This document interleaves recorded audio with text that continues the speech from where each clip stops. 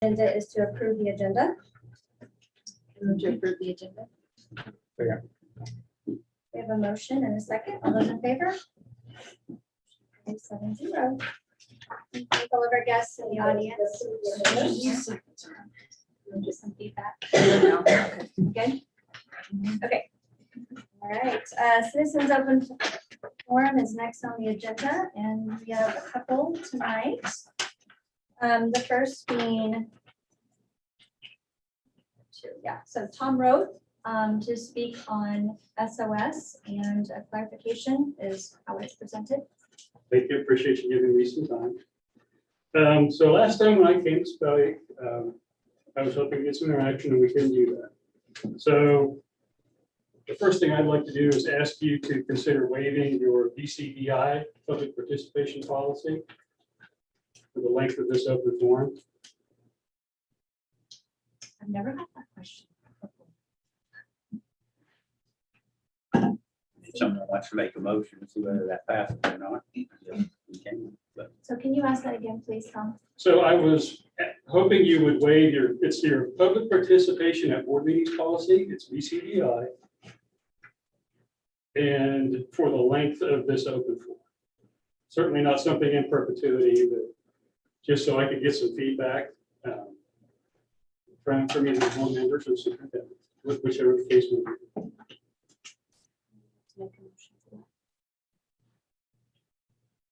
Sure, I'll make a motion to remove the BCBI. I get that right? Yep. Motion? Second? That a motion for a one-time thing? Just for this meeting, I guess. I'll say. We have a motion, a second. Any further questions? All those in favor? Those not opposed? Motion carries 4-3. Go ahead. So I appreciate you giving you that opportunity. And so I dug a little deeper, went back and downloaded the superintendent's report for November of 2021.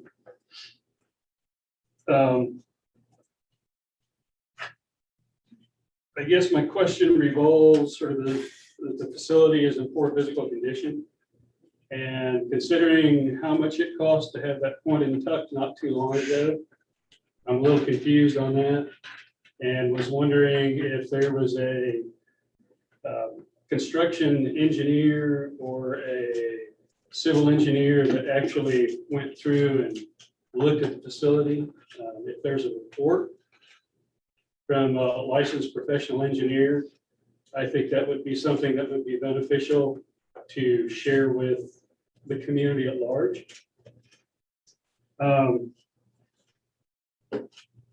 I guess my other question has to do with, I believe it was March when the superintendent said he gathered information about fundraising. And it's come to my attention that there was a member of the community that was willing to host a forum with the president and the superintendent to meet out in the community. And so was just wondering if y'all were still interested in doing something like that. I think it would be a good thing for the board and the superintendent to meet with the public and visit with them. It certainly would be beneficial to the 1,900 people that didn't vote to move Ottawa into the state. And was also wondering how you plan on fitting the field into a non-regulation track. That track is not according to standard. The straightaways aren't the right length and the curves aren't the right length. Do you have information about that? Do you have information specifically pointing to that? Yes, Do you have that information available? I can have it to you tomorrow. I can get it. I actually went up there with a picture and measured it individually. I'll answer that question. The track has nothing to do with the size of the football field at all. And So, it's in regulation. but what I'm saying is the size of the track, the length of the track, the ovals, the whatever, does not affect the playing surface of the football field. So that's, Acacia allows us to host. no, what I'm getting at, the reason that track was built in 1996 is because the track at Otto Unruh is not 110, 110, 110, 110. That's why they wanted to move that up there and build it up there. But as far as the size and the ovals and the straightaways of the track, doesn't affect the playing surface of the football field at all. So I'll answer that question. Jeff, I appreciate that. Thank you. And I'll go back and address your second point. There was various emails sent back to this individual that I think you're speaking of. I'm not certain because we were never able to verify this individual offering to me various different times. There was never anything responded to in that matter. So we tried. I tried. I appreciate you visiting with me because it's important. And the first item related to the Tucker point. Does anybody on the board that was here, I mean, I was here present, however, I don't remember exactly. I have to dig out information related to, you know, how that came to be. I do remember spending nearly $150,000. Yeah, it was it's just a substantial, well, at least I think it's a substantial amount. It is a substantial number. I Well, don't know if anybody else remembers anything from that. But and that's all I've got, and I appreciate you taking the time to talk. Thanks for your time. Okay, second item is, our second individual is Dan Spellman. Thank you. I come bearing an amount of money that I've never held in my hands in my life and probably never will again, but just wanted to pass this on. We got the $750,000 check for you that we promised at the last meeting. I hope to have it to you a little bit earlier, but my day job kept me busy with county fair and vacations and all, not my vacation, but all that sort of stuff. So it's kind of funny because we started this project 4 months and 4 days ago. That was the initial announcement of this campaign. And since then, we have raised pledges and donations, $962,800. So in 4 months, 4 days, which is a really quick timeline, that's kind of an amazing, and just like I said last time, it says a lot about this community and their support for kids, because that's kind of where this is at. I think the people who are talking to me just kind of see the need for it, see the benefits for it, and that sort of thing. The money keeps coming. I won't be surprised if we pass $1 million on this, and it's just been a very impressive campaign to be part of. So I just wanted to get that to you. That was our initial, I guess, agreement, was to get you a check for $750,000. So there it is. Thanks for bringing it. Great. We'll move on to the next item, which is received communications. Do we have anything? All right, positive word comments. I have a couple things. It was really fun. The week I was at the fair, I saw several groups of students from summer learning that had walked down to the fair to see the exhibits. And I just thought it was great of those teachers to go the extra mile to take the kids, walk them down. It was not cool that week, and to walk them down to see the fair and to see the exhibits. One group, Rhonda Richter's group, even made little ribbons that said, like, your project. And it was just very sweet. If your child received that, they really, it made their day. So thank you for the extra effort for all the teachers that put into summer learning. It's great for our students. And we have an exciting week ahead. The new staff shows up tomorrow and all staff on Thursday. And it's exciting. It's an exciting week in the schools. So.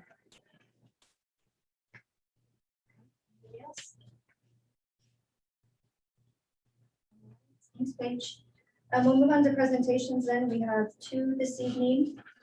The first one is the Employee Assistance Program. Sarah wants to share. Kathy and I are going to share about this. Perfect. You wanna come up? So Kathy and I, Kathy is our human resource specialist. We're going to talk to you guys a little bit about our employee assistance program. We've recently made a shift. I'm in my 16th year here with the district, and as long as I can remember, we've had an employee assistance program. It is one that the people who used it really found benefit from it, but we just weren't seeing some staff using it. And I think part of it was because the counseling services were there for them, but there wasn't a lot of other resources. We met with our SEL team, which has teachers, counselors, and a few administrators on it, Mr. Nelson and I, and really tried to listen to them as well as our district leadership team, our classified council, and our para council. And we wanted to look into our options for an employee assistance program. So Brett and I went to Kathy, and she had told us there was other options out there. And so we started kind of shopping around and seeing what was out there. And we came into New Directions, which, just to give you a picture of our older one, our employees got 3 visits a year. And they could be telehealth or live in person, whichever you prefer. So we're going to explain to you now where we went with this New Directions and the benefits that our employees can receive from it. Go ahead. So this is just kind of an overview of what all it has to offer. And I think that's what makes it why we went with it. There are so many different opportunities for our employees to take advantage of. They can simply go to the website and browse and may come upon something that they find interesting. Oh, this could help me. Nutritional value, mental health, a variety of things, financial. And it gives 6 visits. It includes family members. Jacqueline and I were talking about that. They leave it kind of vague. We're saying family. If they're that 26 or younger, so they are eligible to still be on your insurance type of thing, they're kind of your family. In fact, our rep who we spoke with, her daughter was 24. She's still on my insurance. She might live in Florida and I live in Kansas, but she's my family. So she had used it as well. And that was a simple explanation of here, this Kansas girl moved to California, Florida, didn't know anyone, and was able to get on, take 6 visits, and maybe just simply get some ideas as to, okay, where am I going to meet people? What do I do when I feel anxious about being so far from family? And I think that was just a perfect example for the use of the product. They talked a lot about school administrators, supervisors, and so forth, that maybe those people, they're running into a problem or a situation that they don't have a lot of experience with. It gives that school administrator the opportunity to go in and do some research too, so that, or guide the employee. So lots of good diversification as far as where our employees can get help. A lot of different resources. I know I got on the portal and watched a really awesome podcast on resilience. Found a really awesome budget tool that I want to use with my own children. So there's a lot of different options on there that we think are stresses to anyone's life. And if we can help provide that to a resource to our employees, we want to be able to do that. And obviously, confidentiality is not going to be a problem. We will know nothing, but we will be able to see that more than one person is utilizing this program in 1 year. We'll be able to see where our employees, the different, do they use the app? Do they go and just surf the internet? We'll be able to see where their needs are. And that, I think, will be helpful, even though we don't even care who it is, but we want to help the employee. Yeah. And things we're going to do to promote it. Kathy is offering a session on Thursday at our kickoff. Kathy will be sitting out human resource monthly handouts. There's some PDFs and things that come with it. The tools and promotional materials will be given to administrators, counselors, school psychs, social worker, and all those, and they can provide those as needed. And then highlights and newsletters and other things that we distribute. I know our wellness team will look at this. And we should say this is all 379, so this does include all the TELEC and outer light special ed employees, so. Well, and the last thing I really have, and this just keeps coming to mind, as I talk to all other human resources and school districts, and we meet periodically or Zoom, whatever, to talk about things. And I remember one saying, if we send something out district-wide, weekly, every 2 weeks, once a month, and that one person finally doesn't delete it and says, I need this, it's worth it. If we can just reach that one person. So that's our goal. Any questions from? I think they noted that the previous resource was only available in 3 sessions for the employee only and not their family. This covers your spouse, your children, and that's 6. It's 6 per life event. So, you know, your life event could be school starting, and your next life event be, you know, if you have a high school or a new activity just got added to, you know, they started a new activity. Going through empty nest could be one life event. Having the loss of a parent, another life event. Yeah, right. I love the program. I'm wondering just the cost difference between what we did have and this. It's a little more, but because we have so many employed spouses, that helped us decrease our number a little too. And we really just had to find a ballpark. And we, you know, we had some money there in the general fund that we have been paying for it out of.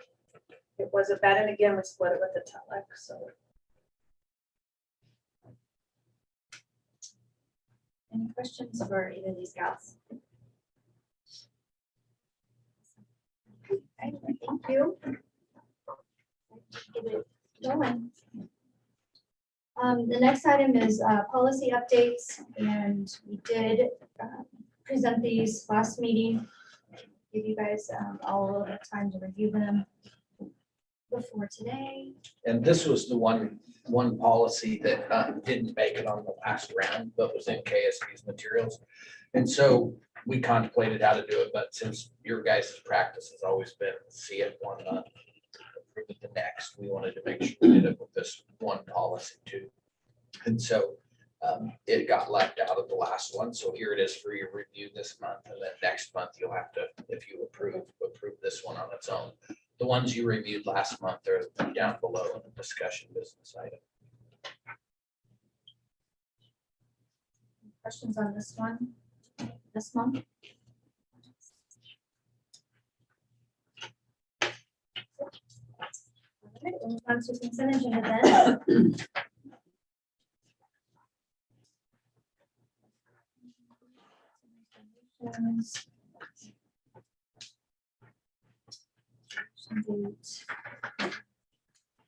Questions about items in the consent agenda? Graduation day. The new administrator and staff at Wakefield still wants to do 4:30 on Sunday, or we just assume. I had asked him and he said that was fine. I just said, this is what we did last year. Do you want me to go ahead and follow that pattern? He said that would be fine. We're just thinking of new people down there, new administrator, but if he's okay with it, then, because there's a new senior sponsor, because Tony Croftson's gone. We'll double check. Well, I'm just saying, you know, they may want to do it on Saturday. I mean, the only reason it was done on Sunday or kept on Sunday is because there was a communication error and nobody knew about it. Everybody already had their invites printed that said Sunday by the time they found out it was supposed to be on Saturday. So it was going to change that. Well, I've got feedback from a couple people that Saturday's morning's graduation conflicts with K-State's graduation. I don't know what K uses. It's not the other side. But that might be something to consider. I don't think we can ever get a perfect date. We have a team meeting between now and next month, so we'll revisit, make sure everyone. Just make sure everybody's on. And I don't know, If we approve this tonight, but it doesn't matter. I mean, we I can can always move go to back. approve it minus. We can item always go H. back and change it. Would you rather that? Move it to. Okay, I move to approve the consent agenda with the removal of item H. Second. We have a motion and a second. Any further questions? All those in favor? Motion carries 7-0. Let's revisit item H. Okay. Thank you. Next item is reports. First being board reports. Anything to report on? This month. All right, we'll move on then to Mr. Nelson's superintendent report. A couple of new, exciting, I think, changes for the year. They're not revolutionary, but we do think they'll help us be more efficient, help our staff in many areas be more efficient. The first one is arbiter pay. And so starting this fall, it's something that we've been talking about for actually a year or two, is arbiter pay. It's an online electronic payment platform in Arbiter Sports, and it's going to help us pay our officials. And the nice thing is Keisha is sponsoring it, and so Arbiter Pay will collect all the W-9s and will issue all the 1099 tax forms at the end of each year that normally our staff has to do, and sometimes tracking those people down. I'm looking at some of the gals that do that here, but is cumbersome. And so now all certified officials will automatically have to register in our arbiter pay, which will require them to submit their W-9 before they get paid. And so we know that'll be done. Non-certified officials, they'll go sign up through, we use non-certified in a lot of our middle school type events. They're not always Keisha sponsored. Sometimes you'll see some of our staff that'll just step in and do a middle school game, but they'll sign up, do the same thing, have to submit their W-9, and if they want paid, they'll have to log in and go through that process too. But normally, I don't think a lot of people realize this, but our school secretaries have to cut a check for every event. Get that check to our administrators, and our administrators have to track that official down after every game. And so we won't have to do that anymore. And so we're very hopeful that it'll make us more efficient and help some of our staff that have to do that all the time. Mr. Nelson, Yeah. is this something we are paying for through our Keisha fees, or is this an additional Yeah, cost so to the district? that's one reason for increasing some of the fees. It's a little bit more expensive, but remember, we increased some of those passes. It's $1.95 per transaction. Oh, okay. So we are paying per transaction to have them cover the cost basically of the labor. And okay, And I think if you would go ahead and. I was have just the- curious if it was something that, since Keisha is going to it, it's, Keisha's been at it for 5-6 years already. oh, okay. Every official, varsity level official has to be on it anyhow, so we're kind of behind the time. I mean, most schools do arbiter pay, they've been doing it for 2 or 3 years. You don't get a check when you go officiating. As far as it goes. So I think that'll be exciting, and we're glad that we're able to do that. Then the next one is the Commerce prepaid expense cards that we're gonna move towards and try and pilot just a little bit. And we hope it becomes practice, but our hope is that we can not have to do any expense reimbursements anymore. And once we finally get there, but essentially now, like when a staff member goes and travels to a conference or something, they have to pay for their stuff while they're there and then come back, bring us receipts. Somebody in our office has to do that expense reimbursement, and then we cut a fiscal check back to them. And it can be a cumbersome process. And so the expense cards is, so all of our out-of-district travel is always approved in advance by administrators. Once the travel's approved, an expense reimbursement card will be loaded per our per diem rates that the staff's allowed to spend when they're out of district traveling. And it'll be loaded with that amount. And then they can go and use that prepaid expense card with their per diem loaded amounts. They still keep their receipts. When they get back, they turn us in the card and the receipts, and then we can reuse that card. And we can load money on it. If the card gets lost, they could call up here. It could be turned off right away, so we wouldn't lose any funds. And so we can, on the backside on the computer, move that money in and out on that card. Hotels are the worst when staffs are in hotels, whether it be for kids travel or conference.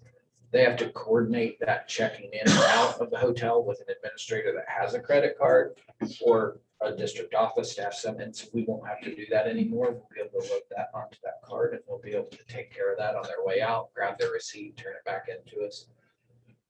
We do hope to move this to use with our kiddos too. So like when we our kiddos go to state competition, it was one of those policies that was in yellow. We give each kiddo, I think, $8 per meal when they're in state, and we cut a check. The administrator goes and cashes the check, and then we divvy out $8 to every kiddo. And so our hope is that we'll eventually, I'm not sure if it'll happen this year or not, but eventually get to where we issue a card to each kiddo, and then they go use their card at the state event. And when they're done, they turn it back in. Some of them kids might go without, because if they're able to spend more than $8 at one meal, they might not make it through the whole weekend.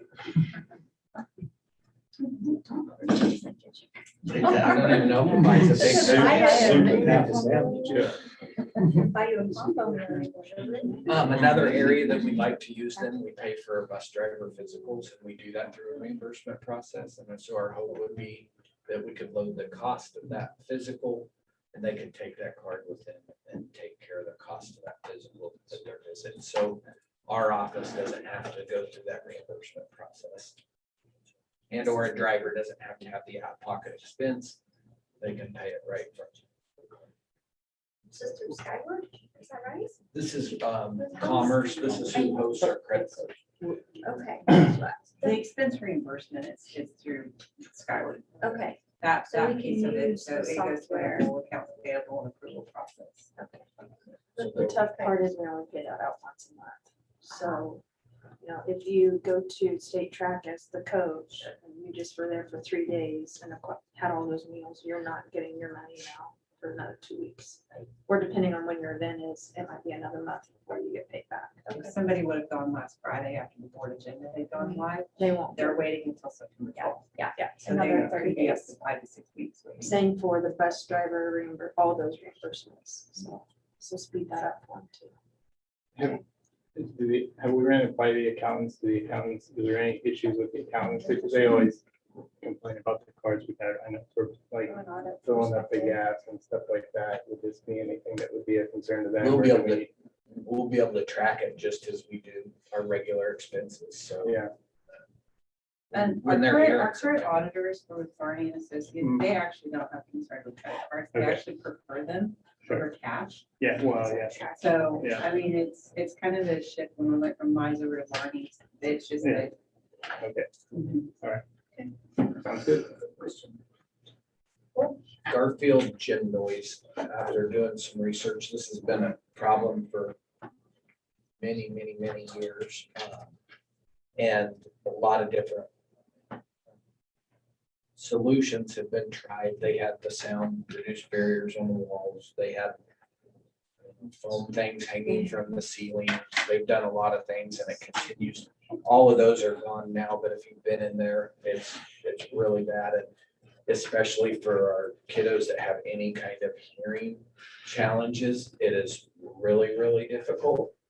And so we've been doing a lot of investigation. I talked to Brandon a little bit about it, talked to some other soups who've gone through some recent projects where they've done some sound. And so the ultimate conclusion would be, if we will, instead of spending money and not really knowing if it's going to fix the problem or not, would be to spend a little bit up front and hire an acoustical consultant to bring their equipment into that space and test the sound and try to identify where the problem is coming from. There's a few companies, most of them are in your Kansas Cities or your Wichitas, but we've talked to a firm that will come in and bring their equipment and do what they need to. It will cost $3,200 to have them come in, test the sound, and then write a full report and a plan to correct the problem. So I think in our capital outlay plan, we have about 20,000, if I remember right, scheduled for the project. And so this would be a part of that budget line item that we have in that plan. Is that, is it this year coming up that we have that expensed for the budget? Yeah, we'll talk about that when we get to capital outlay, but we do have it in this year. It might have been an adjustment, but we have some kids that this year that are gonna really struggle with that sound issue. And so, but again, I'll When we show went you. on our facility tour, I had never been in the gym, as I just had a child in that building now, and we've never had an event in that gym, and I'm guessing from the facility tour, that's the reason why. But that's really their only place in that building The that whole they school can, that the school. And so Lunchroom's too small. the lunchroom is way too small. Library's too And I small. can't imagine having a school without a place for the whole school body to meet for an assembly or something like that, so. It's also where the carnival is located. And for those of you who had carnival with your kiddos in there, it's pretty. Yeah, It's the jarring. ceiling. It's the ceiling. It is. It's a honeycomb ceiling. And all that noise. You gotta- Ricochets. It ricochets off that ceiling. I'd be like taking the ceiling out of the commons in the high school. You had the Yeah. same situation. I'm not opposed to hiring somebody to come in here. I mean, at least you have a direction to go instead of just throwing money at something. We've thrown money Seems at like it we've for, tried. for 20 years. I mean, we've tried several different things and nothing seemed to do it. So I don't know the name of the company, but I move we allow $3,200 to get a study done so we can get it fixed. That way maybe we just get it off our plate and move forward. So 3,200 is like the That's- total. Yeah, and it's not over. And I mean, you could just have consensus and we could just go. We don't need it. Formal vote. Is anybody opposed to doing that? They thought they could get here in the next couple of weeks. Oh, so- great, good, great.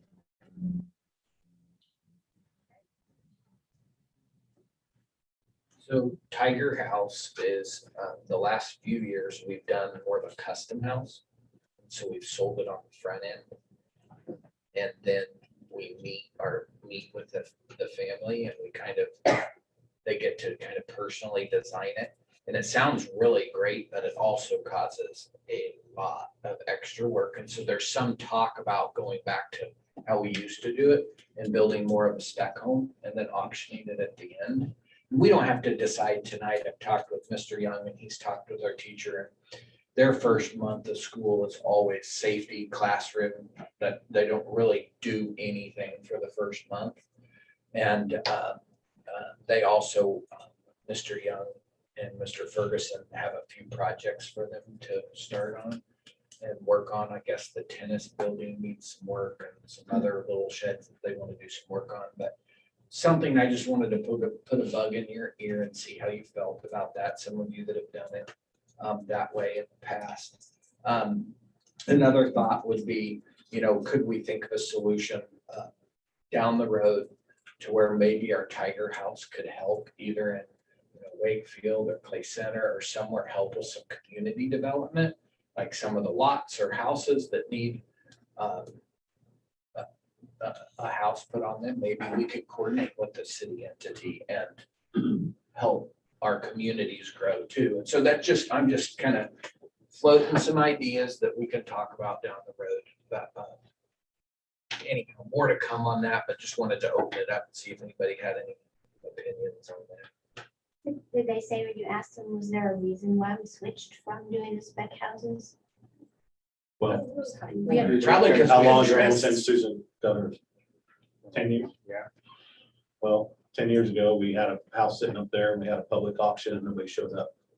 That's what I wondered. What was So then what we was the took- reason for switching over? So then we took sealed bids and we did the sealed bid thing for that year. Well, then the next year we built one and we ended up taking the sealed bids again. Well, then we started trying to sell it in advance. But what's happened by selling in advance, we've allowed people to come in there and, oh, I want this done, or I want that done, or I want. And if we're gonna sell it in advance, we need to say, this is what we're selling. If you want to make any modifications, we won't do that part, and you can do it after you set it wherever you're gonna set it. It's kind of like what Warcraft does. You know, if you don't want any flooring in it, you don't want anything in it, you know, or if you don't want something in it and you want to do that part yourself, they don't do it. Once the house is set and you take possession of it, then you go in and do it yourself. So it might cut off on some of the price, you know, it may be we build a house and it's plywood floor and it's sheetrock, and hey, we'll take it from there. Yeah, ready to be finished. You know what I'm saying? I mean, maybe that's the direction, you know. But that's how we got from where we were at. We had an auction, we had a finished house, and nobody showed to buy it. So. And I'm not opposed to changing, going back, because I kind of think that when you get a lot of changes, or somebody comes up there and says, oh, that's not what I thought that was going to be. Well, you got to buy certain siding, or you got to buy, you know, they want certain stuff on it. But I know they're paying extra to get that done, but it also takes longer to get it built compared to building, you know, as far as that goes. And it may be beyond a high schooler's ability to consult with a homeowner. I mean, that's a very advanced skill. You know, To- and it's not so much a high schooler, it's the teacher spending more time dealing with the Client and the client students. than teaching the kids how to build a house, Mhm. you know, as far as that goes.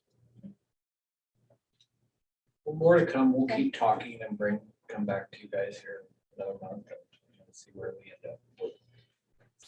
So, NCKL league ticket prices, the league voted to increase their gate prices, $6 for adults, $4 for K-12 students. We finally got some pretty hard numbers, you know, enrollment was middle of the week last week. Gals in the office are calling families, enroll. And the big one's kindergarten. Where are we gonna be at? What's our number? It's pretty solid numbers. It looks like Lincoln's gonna be higher than they thought. And so they'll be at 76 kindergarten kiddos. That puts them about 19 students per class. Wakefield has a big one coming, 24 or 25 confirmed kindergartners. And so then we start talking about that in that kindergarten age group. Where's the threshold in which we start looking at an aide in a classroom? Because when you start getting around 18 kindergartners, it starts getting a little full and a little tough to manage. And so, and we've, to my knowledge, and after talking to some people, we haven't ever really set a number. When we originally thought Lincoln was going to be closer to 60, administratively, it said, hey, we're not going to rehire this aide when you're down around that 16, 15 kids per class. After talking with our principals, some other folks, at 18-ish is probably where we need to look at a hinge point, but I do think we need to for sure hire an aide for Wakefield kindergarten. And so they were at 17 last year. If they're 24, 25 this year, the increase in base aid per pupil, because we have more kids, would take care of the cost of that person. And obviously, if we did have allow Mr. Weller to rehire for his, it would be a budget neutral thing, because we've always typically been around 20 or more. In all my time here, we've been 22, 23 kiddos, always in kindergarten. So wanted to just talk to you guys. We did go ahead and open a position just so we could start gathering candidates for the Wakefield position. But obviously, if we move forward with this plan, we would then, and we hired somebody, that the individual would know that, you know, if next year the number was under 18, that we would help find them another position in our district. As you guys know, we always have para openings. We may have another aide opening, but they would just know that there's a chance that they could get shifted around based on what numbers were each fall. And so wanted to It's open. essential that we hire an aide for Wakefield. that is Great. 25 kindergartners is, that's a lot. That's a lot. And that's a place that they need a lot of support.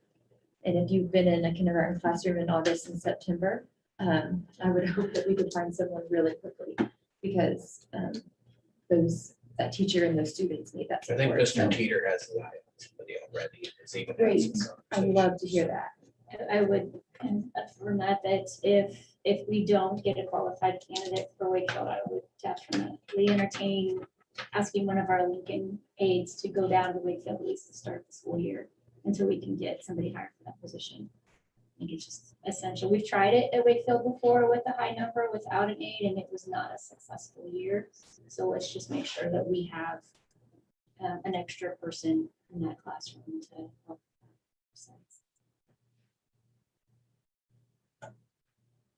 Anybody opposed to that? I do think it's a good idea to set a threshold for later on because, you do get those influx and, class sizes vary. So it would just be nice to have kind of a set number to know what that is. But that doesn't have to be set tonight. I just think at some point we need to. Do we already have 3 aides hired? So I just think we have to take 2 more.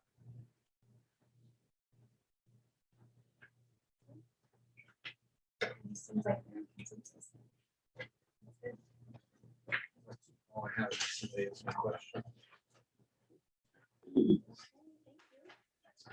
We'll move on then to Anita's report. I hope you can find your aides. I'm struggling to find paras still.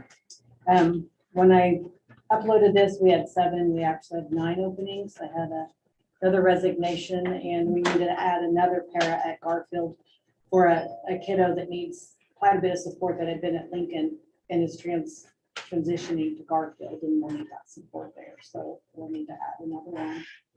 So we're 9 we need to fill in the next week. But we did start at 25, so. Hopefully, Riley and I would say Hanover are probably the 2 that cause me no sleep at night, just because at Riley, we are down with the one that just quit on Friday. We're down to 3 original paras left. Everyone else quit there. We had a teacher quit last month, trying to fill that with a sub. Hanover only has 2 paras anyway and 1 quit. And we've got a kiddo that has autism who has a one-on-one. So there's the para and it's a K-12 building with no para to help everyone else. So that's kind of the more critical. You think about, oh, I need 6 of them in one building, but 1 in one building is really is as critical as 6 in another. You know why we're losing so many from Riley? Actually, 3 of them, 1 took a teaching position and 2 are student teaching. So of the 3, 1 of them will finish student teaching in November and is hoping to take the teaching position I have open there. So we've got a full-time sub until she gets done with her student teaching. And then she's applied to be the teacher there. So at least we're keeping them. But, they're close to Manhattan. They're not too far from Junction City. Some that they get are military, so they move with their families. Probably what it was. Some of them drive from here because we can't. It's just hard. I think Manhattan's just too close. So we get people that go here from here to go there, or Wakefield to go there, and then they have to. With cost of gas, they can't afford to drive. So we're still working on that. Today we had our MANT training. Tom and I were busy doing that today. Tomorrow we have staff training for all of our paras. Excited about that. A lot of work. Monday we'll train teachers. This Wednesday we're going to do Web Kids, which is our IP program for all new staff and last year.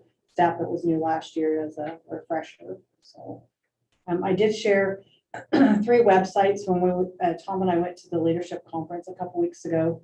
I don't know if I shared that with the TELEC superintendents too, so they could share it out, but there are resources you can go to if you want to look at programs or curriculum in your districts and ways to kind of see if they're evidence-based or whatever. So I just thought I'd share those. And that second, the next one down is support for parents. I think was it Dr. Watson that shared that? I think it was Dr. Watson. It's a new one. And I got on immediately and texted the lady and said, they have a lot of resources they'll mail out so that you can hand them out to parents. But it truly is, it is for parents and they really don't, non-judgmental. But if parents need help, they can go to that website. There's a number that they can call to get that, or else, like they said, they have brochures and things that they'll send out to school so they can pass out to parents. We got our audit scheduled, so Vivian is so on top of that. She is retiring at the end of the year, and we are absolutely gonna, I don't know what we're gonna do, but she's a gem. But she's already, the day they sent it, she already uploaded all the information to them. And ready to go. Have our next first board meeting of the year next month. Busy. Very busy. Any questions for Anita? Thank you. We'll move on then to Director of Curriculum and Instruction. Jacqueline? Before I get on to my report, Paige said thank you to the summer learning. I was working on something last week and we had over, not counting our 12-month employees, over 80 staff members make that happen, from kindergarten clear to our seniors that showed up. So What was our final percent of student attendance K-5? I don't have it off the top of my head. Low 80s? It was upper 70s, low 80s the last time. Percentage.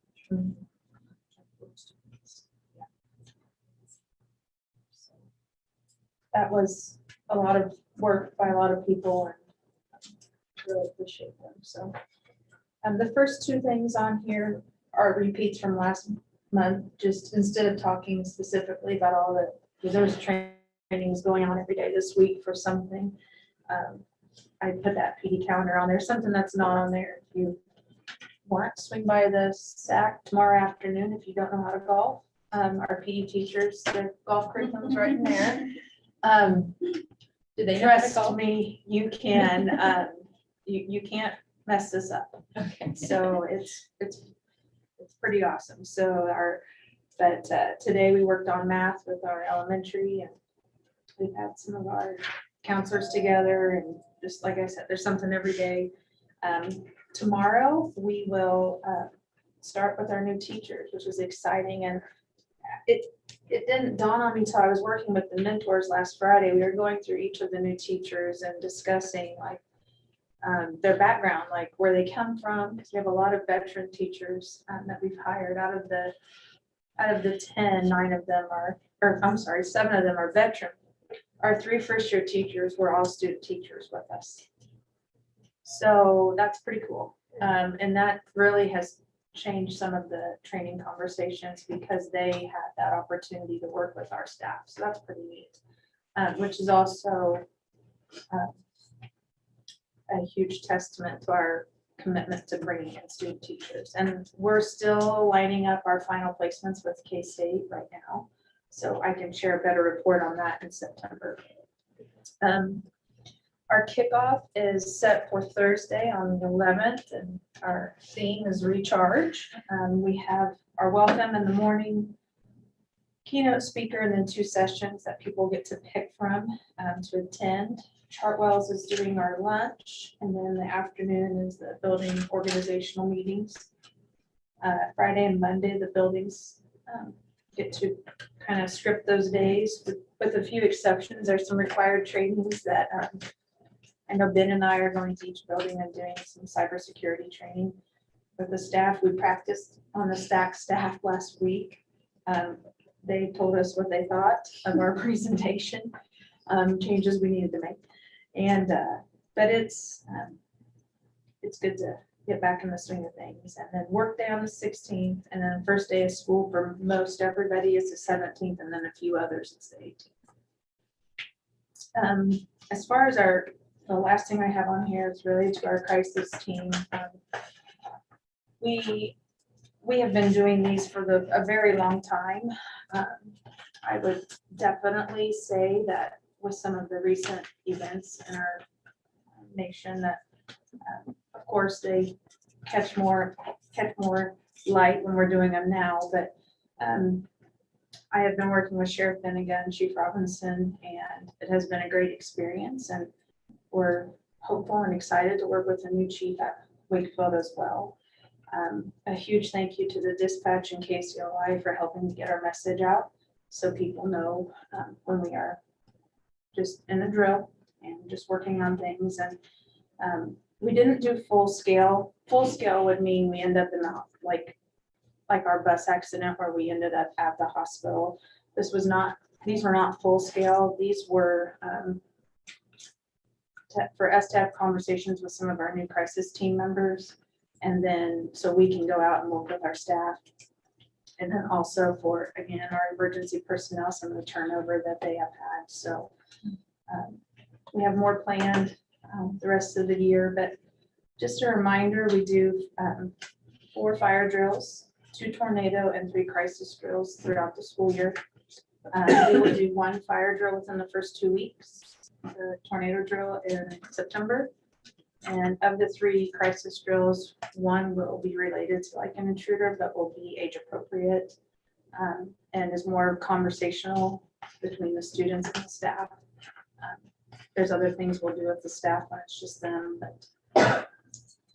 I just want to say thank you to Jacqueline because she did so much work organizing this and coordinating the community partners, and they were wonderful events, and that it just didn't just happen in a day.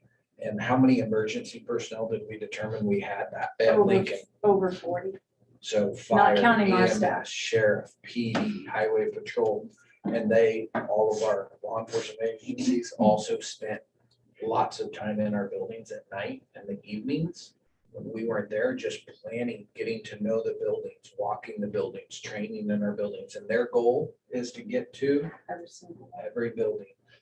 They are highly invested in knowing the ins and outs and nooks and crannies of our building so that if they ever have to respond, that they are as ready as possible. So I can't say thank you enough to all of them because you start adding up the math on how, 3-hour drill committing 40 to 50 personnel, that's a serious financial commitment. And so just want to make sure we say thank you to them. A couple of things that have been nice too is after the drill, we get to debrief with them, which is really nice.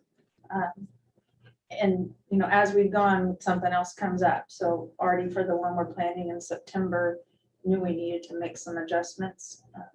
So made some phone calls, made that happen. So we're ready for the next one. So we learn every time. And I think the other part is building those relationships with them. Pam Kemp has been instrumental in helping with that and really appreciate her help. So I think it was pretty neat, like dispatch, they even brought in the dispatchers because they wanted to practice or mimic what it would be like if they received a flood of calls and texts at 911. So at both our drills, if you were a student or a mock staff member as the active shooter came in, they asked specifically, we want you to respond, call 911, text 911, just as you would, because they wanted to test their system and see how it would handle an overwhelming number of calls and texts. And just little things like that, I think, are really valuable. And I went up last week and met, Andrew had me meet with the Chartwell's employees, and I spent a good hour with them going over crisis planning as well. And that was good. Glad we did it and we'll continue. So we forget that because they're not in our meetings anymore because they're Chartwell's employees. And so want to keep doing that consistent.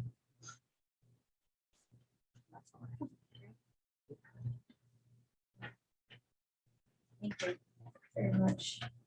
I think of anything more important than keeping our kids and our staff safe. So that's awesome.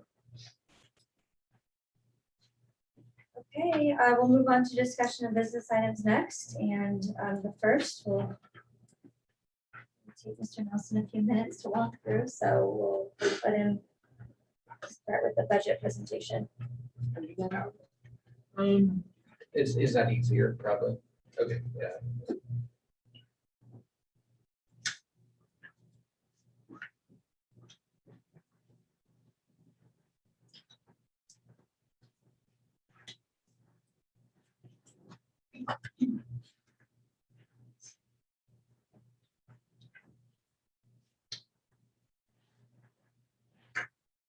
So a few notable things, just kind of walk you through what's happened the last 45 days or so.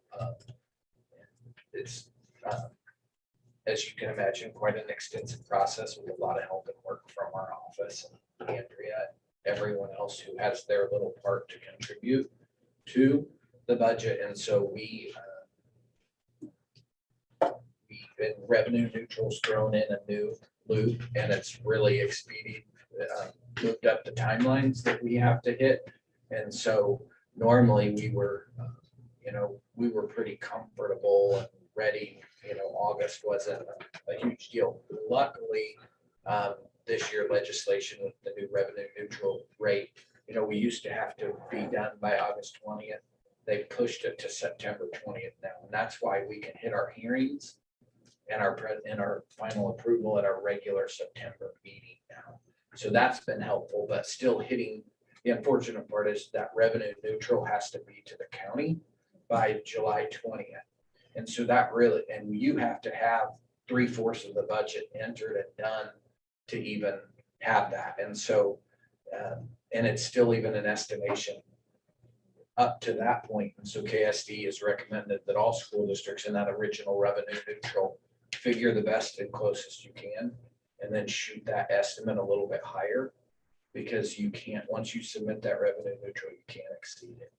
And so we did shoot, you'll see, I think last month we shot a little high and we're down a little bit lower than where we were at.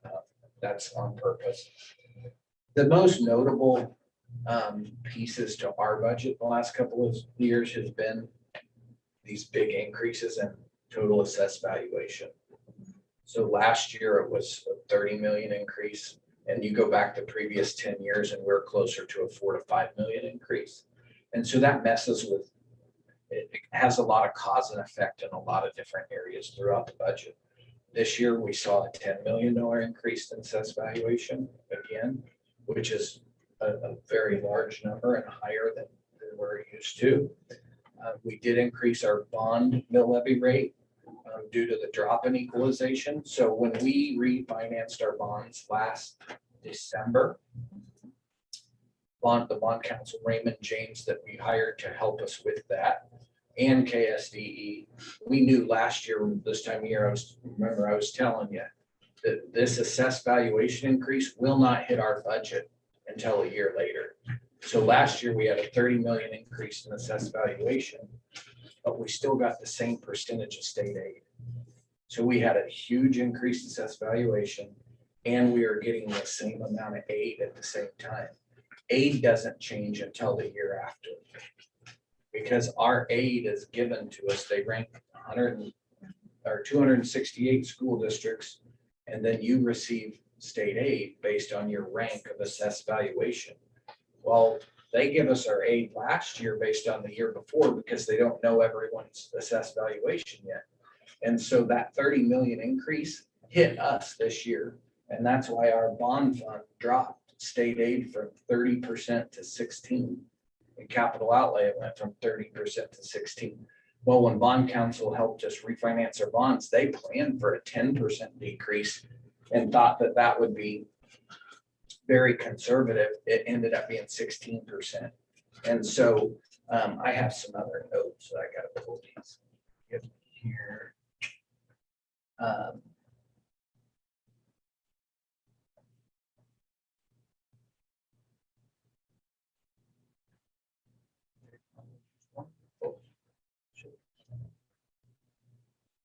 Here it is.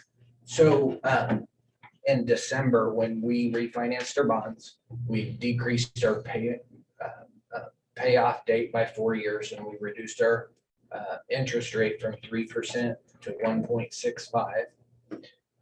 And like I said, when we did that, bond counsel had planned for a 10% drop in state aid. Unfortunately, it was 16.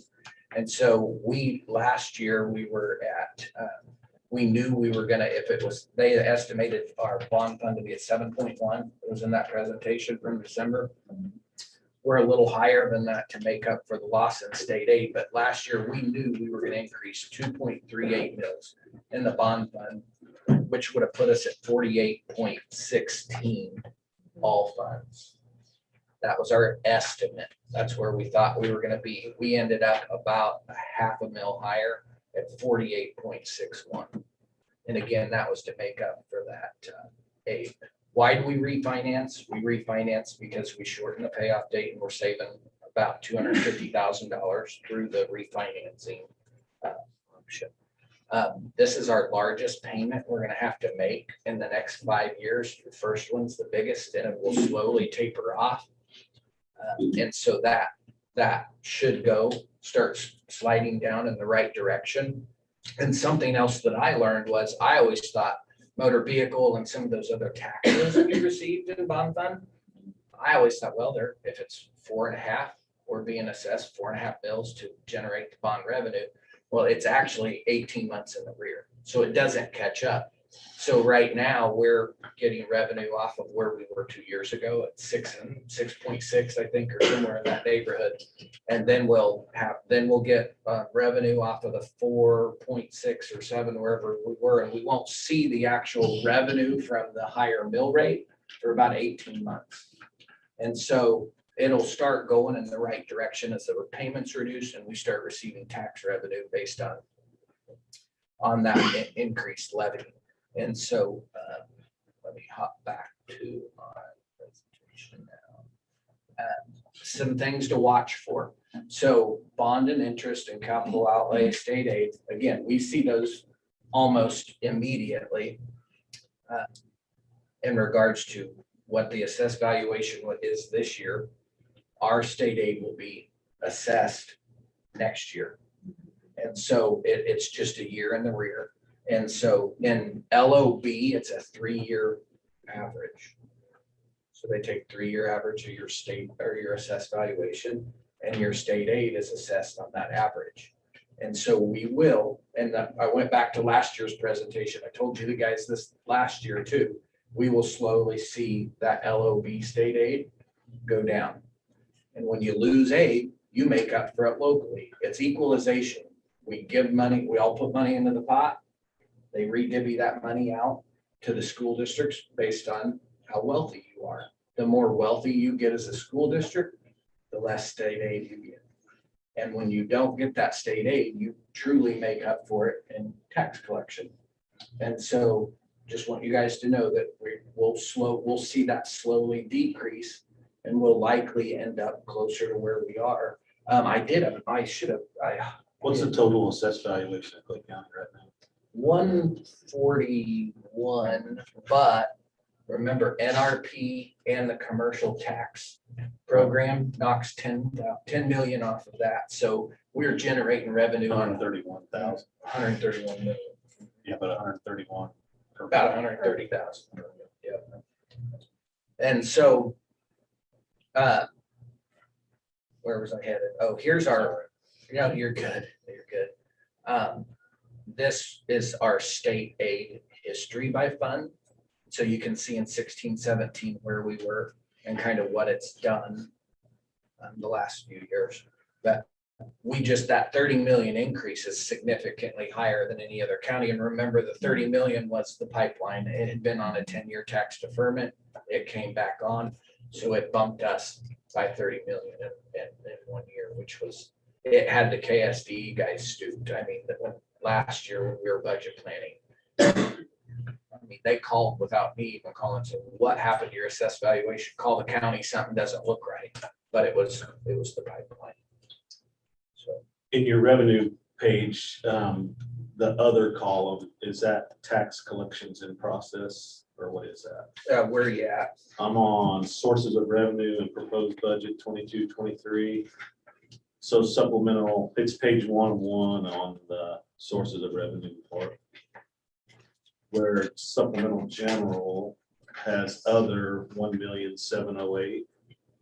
Capital outlay has 1,878,000. is revenue in the other column. Is that tax and collection? Is that our 8 mills plus? Yeah, so it runs on an 18-month cycle. So you have the 12-month column and you have the eight. If you go to Fund 16 or Code 16, you'll see a 12-month column and an 18-month column because it figures those in an 18-month cycle because the counties run on a different budget year. So they run from January to January and we're from June to July 30th. And so they split it into an 18-month cycle. So I'm fairly certain that's what that is. Well, because like in the supplemental general, it's got 1,708,000. Yeah, we could go to code 08 and look at that. Well, I've just seen where the total sources of revenues raised $4 million from 2 years ago, which gives our cost per pupil revenues a big jump. I mean, our funding per pupil. Sure. And something to always remember that I know you guys do, but it's always a good reminder. In all of our funds, we are going to ensure that we have enough authority so we don't have enough budget authority. Well, you want to max it all out or else you can't spend it. Correct. Or you have to republish. Well, I just seen on the sources of revenue, you know, when it's gone from 24 million on state, federal, and local 2 years ago to 28 million for. So then that puts our revenue per pupil from 18.8 to 21.3. And I assume that pupil count is off of last year's. Is that projected? Yeah, so and here's another thing to remember. I bet if we go back to last year's budget the same time, where this is our estimated, it's going to show that higher number because there's a couple reasons. In general fund, Anita gets us from the Form 240. She's going to estimate her CAT aid, state aid, all of that, and that's how much but it's an estimate, and she fluffs that by 5%. And that way, and that's revenue coming in, and we're saying just so we have the authority, because if we come in lower, we're gonna have to republish. So she puts 5% on that, and then we put in our transportation weighting in 06. We also inflate our numbers. It's an estimate. Remember, we want to get that estimated revenue higher than we know it's going to be so that we don't have to republish. We also do it in at risk. So the free numbers is kind of a crapshoot. Like we can look historically where we've been and where we've come in, but this year's a perfect example. The highest number of free kiddos that we've ever had in the history, you know, the last, let's say 6 years, has been the highest number of free students was 395. As of today, we're already up to 443. And that's significant because that's an extra 0.486 weighting per student. And the reason being is, remember the direct certified? So the state went to the feds and said, hey, we think anybody who qualifies for Medicaid should qualify for free lunches. The Fed said, okay. And so now our direct cert list before school started was 428. The year before at the same time period was 130 or 133. Yeah.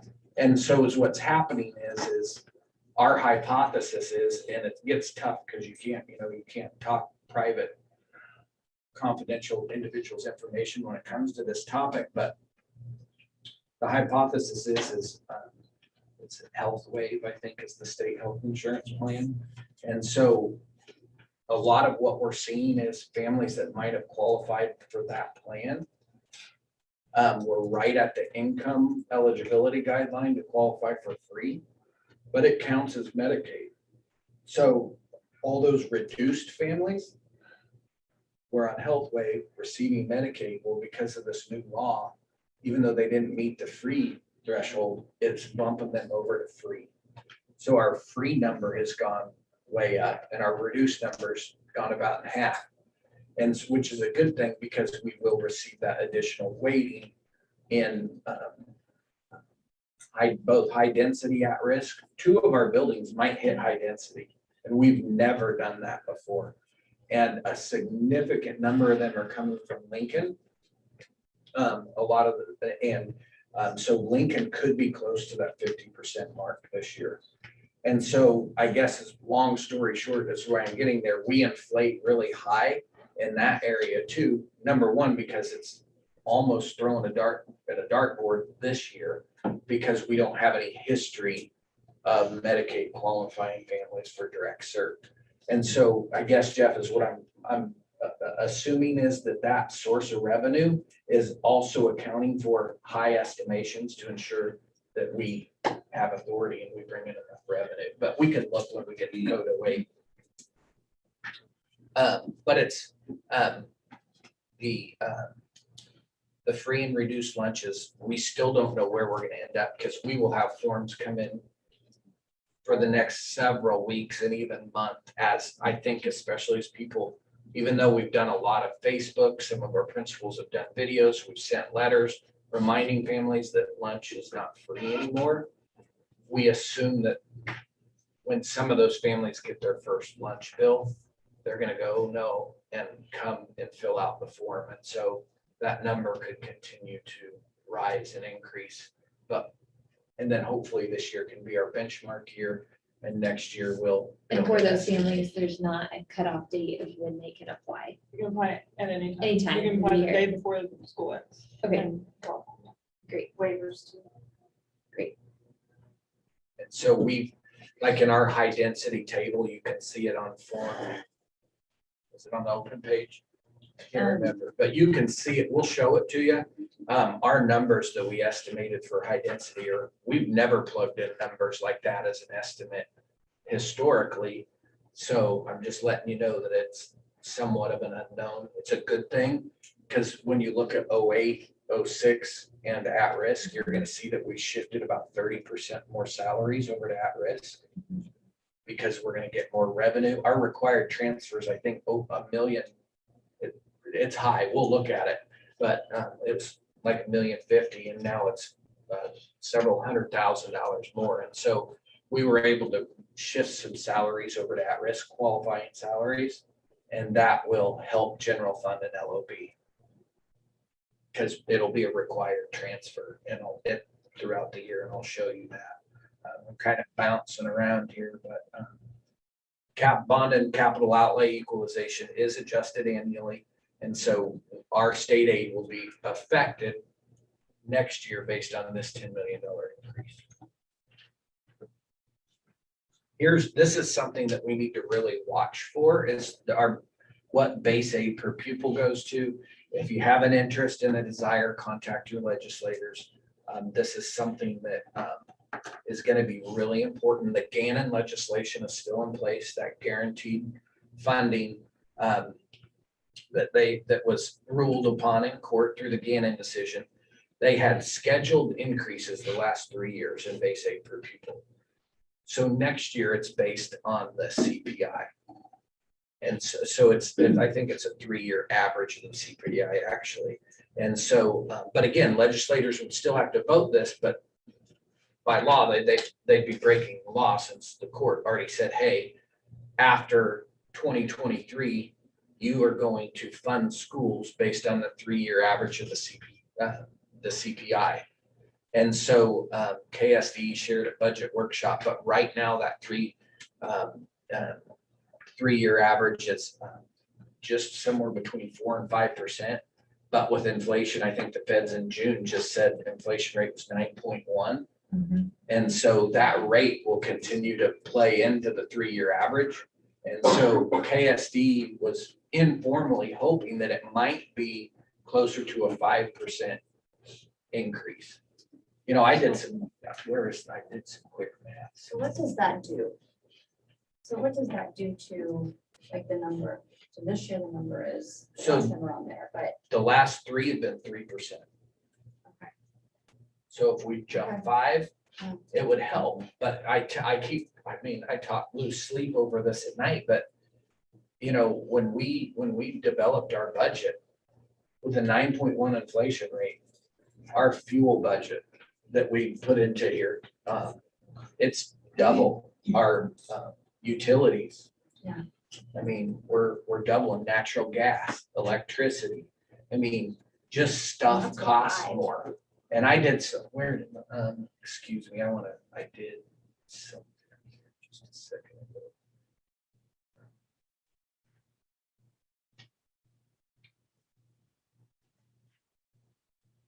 This was shared in one of our soup groups that we get together with.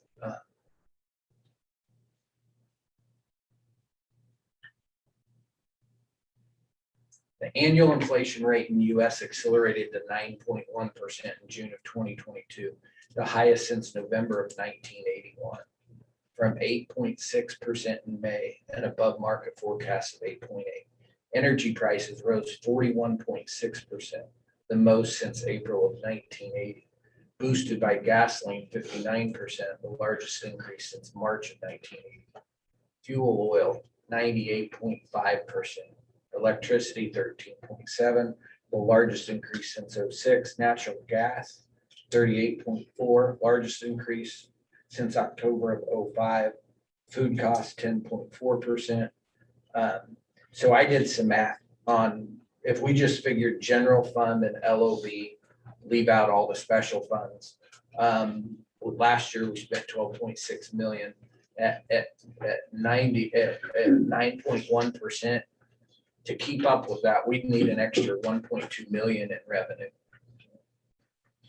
It's really scary to think about. Our new money in revenue this year was 300,000. Now, 9.1% is not the inflation rate in the middle of the country, but it's somewhere. But it will raise the average. Right.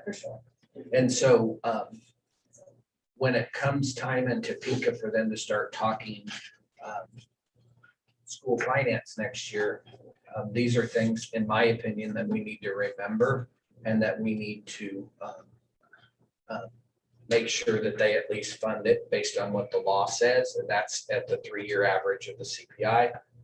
Hopefully that's, a little.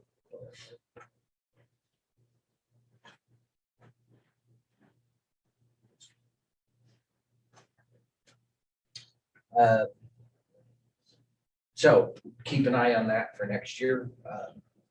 It's a little hard to plan when it's unknown. The last 3 years we've been able to plan because we're funded on the year prior, the preceding year, whichever's higher.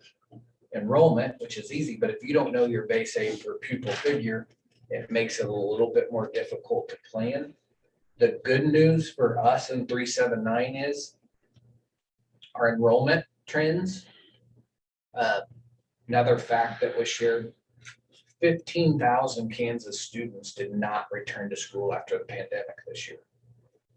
15,000 kids. Have you read the news? Olathe, Lawrence, and Port, they're all reducing staff because they've lost so many children that haven't returned from the pandemic.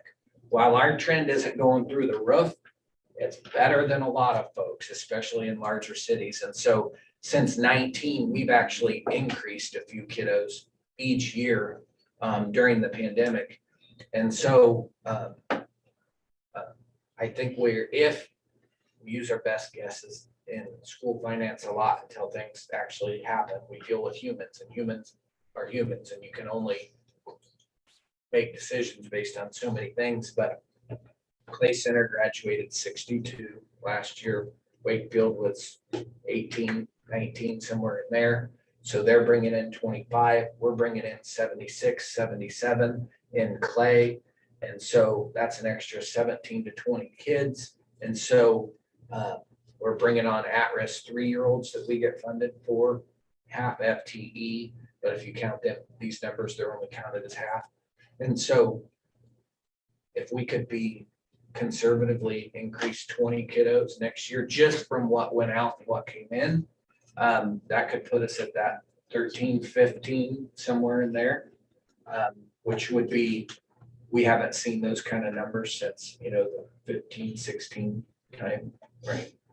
So I think that's really good news because that keeps our assessed valuation per pupil headed in the right direction too, because if your assessed valuation goes up and you lose kids, your assessed valuation per pupil gets worse. And so I'm excited for September 20th. I think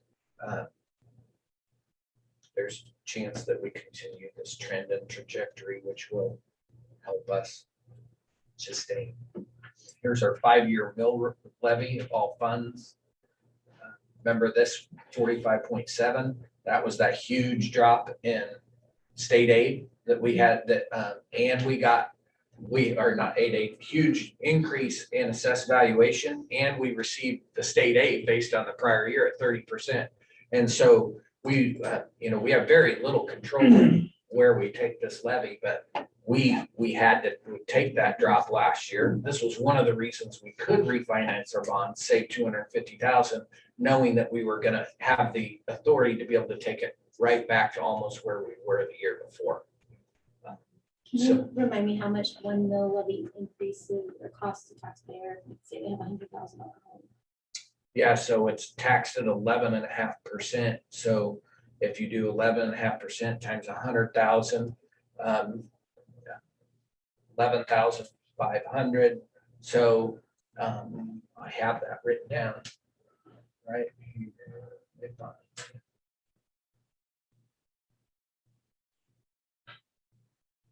I should have printed my notes so I could leave the presentation. So $100,000 home at 11.5%, that's 11,500. 11,000 is equivalent to $11.50 per mil per year, about 90 cents per month. So for every mil we go up, it would cost you 95 cents a month. At 2.83 mil increase at 11.50, it's $32 per year or $2.70 a year. Per month. Sorry, per month, yeah. Right, so our 3 mil increase, if you own $100,000 home, it's gonna cost you about $30 for the year. Right. It's kind of, short-term, a little bit of short-term pain for long-term gain because of and there's not, in the school world, there's not many things we can do to save $250,000. And so it was, in my opinion, a good opportunity to save taxpayers in the end. And businesses at 25%? I'd have to go look at that. I think it's just their property value, Jason. I don't think it matters if it's a business. I'm fairly certain on that, but I can check. It's your property value. The only thing that's assessed differently is farmland. And so farmland is appraised based on the productive potential directly attributed to the natural capabilities of that land, not its fair market value. So layman's terms, they say, all right, this type of land can produce this kind of dollar. And then they go and figure a capitalization rate based on that property type. And it can be different by county too. Counties have I think like a 2% window that they can adjust that based on needs for their county. Other than that, that capitalization rate is figured on the federal land bank interest rate. The add-on can be 0.75, no more than 275. As a property tax year in 03, the capitalization rate shall not be less than 11% and no more than 12. And so they're right within that same range of property, but it's not fair market value of the land. It's based on income. Gotcha. Irrigation comes into play. So like Grassland, would be the same as cropland. irrigated corn. Correct. So Last year, the one mills was like 187,000, is that right? Did that go up? Your mill levy is based on your total assessed valuation of the county. So the county's total assessed valuation 2 years ago went up 30 million. This year it went up 10 million. But you have to take into account of those that don't pay their taxes. So that knocks the 10 million off roughly. So the assessed valuation is 131 million that we base our budget on. So 1 mil is $131,000. So if we, like our capital outlay, so we generate 8 mills. So take 131 times 8, that's what we're gonna get in our capital outlay for in 1 year. plus equalization. Plus equalization, which is 16% instead of 30%. from the state, but that puts about 1.2 million in our capital outlay in 1 year. A couple of years ago, we raised that from 4 mills to 8 mills to I generate. think it was. Was it been 5 years? Or 5 to 8. 5 days. Okay, well, I thought we were only at 4, but anyhow, we raised it to 8 because 8's the max that we can do, because we knew we had some things coming up that we needed to conquer, like air conditioning and things like that. So we thought we'd generate that, and then eventually we'd have enough money in there to pay that instead of borrowing money or doing something, or bond issue or something else. That's kind of how that. It's been 8. So if we raise our bills from 45 to 48, 3 mills, we're getting $393,000 more by doing that. But we're actually. Plus equalization. Which is 16%. But in equalization, the only thing you can hope for is that there's other districts out there that also increased their assessed evaluation significantly, because you're lining everyone up. And you have number 1 to number 236, and it doesn't matter if your number went up a ton or doesn't, it's just everyone's lined up. So we took a huge jump, which moves us way up, which means our number of state aid, which means other districts. And if you have fund our family that live funds. in Kansas, no matter if they're in Manhattan or Wichita or Kansas, it sounds like in general, the state of Kansas property values went up pretty significantly this year. But again, it's just an educated guess, but the hope would be that our 10 million is a little Not as bit significant, that would as be the hope. others. Others was small. Others was more, yeah. You want to cheer on every district. Good for you. But you don't want to be broke. No, no, there, yeah. There's some districts out in western Kansas that don't have any. We got more money in our capital outlay than they got for the whole budget. Well, like I was talking to KSD, there's some districts that their budget is funded 80 to 85% from equalization. So they're being. They their don't have budget- enough tax They don't have any production assessed locally valuation. to One of sustain them that is student about learning. 20 miles west of Mhm. I keep popping back and forth.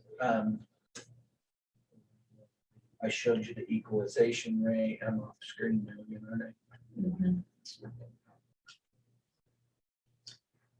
One quick question as I was assessing it, I assumed that our number of instructional dollars per student went up because we were just realigning some of that money to show that it was, we had talked about that last year. That When we moved over to Skyward, we Right. cleaned up a lot of account lines. We got the KSD procedural handbook out. So we can And we show went- that we're using that money towards instruction. We went to every single line item in our entire budget, and we started, Andrea and I started from 0. She wrote, limited the codes from I don't know how many down to how many, but it was a lot to not as many. And we went through every allowable expense, and if it could be instructional, it was assigned an instructional code. It was a lot of work, but our new system, and it just, I'm not throwing any, it just happens when you have a system for Right. 10, 15 years, you know, you just, it's time to It's start bulky. over, and that's the pain that we went through and reallocated some of that. And remember that instructional cost is gonna go up too, because you guys have given some really good competitive raises to our staff, and every single dollar that we pay to a qualifying staff member, your aides, your paras, your teachers, they're all gonna go into that instructional line. And so any increase they get is gonna go in, help increase that category too. It's an important number to show the public that we are using their tax dollars for the students. And I think that's important to note when we're talking about the budget, that those dollars are going to students and to staff members to support them to, you know, keep that turnover low and support them. So So here's a little, the most recent mill rate history. We are still fortunate that we are well below the state average. And if you look at LOB, the state average is 16.9, we're at 12.2. Capital outlay, we're right where everyone else is. Bond and interest, we're still significantly lower than the state average. And also our total levy is still well below.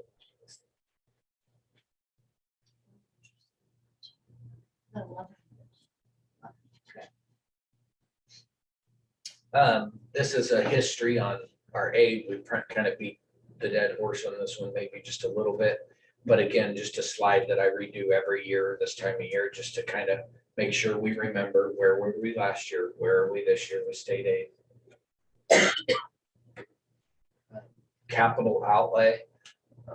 Pull that up. While you're pulling it up, this is a question I should probably know, but I don't. Who determines what portion of our budget goes to capital outlay versus instructional versus whatever? Like, is that just us knowing this is how much we need to spend? Is that state set percentages? Well, it's based on your mill rate. And Right. so each fund is governed by the state and it tells you your allowable expenses. And so of our budget at 8 mils of capital outlay, 8 mils generates whatever that equates to from your assessed valuation. And then you have a very strict set of allowable expenses within capital outlay. Just for that can be spent on those funds. So, yeah, so 8 times $131,000 goes into capital outlay. Plus equalization, plus Correct. reimbursement. And then what's divvied out of there has to go into some of these other funds that can only go to those funds. And once we generate revenue in capital outlay, it can't move to another fund. It has to stay within that fund. General fund and LOB are the two funds that are the most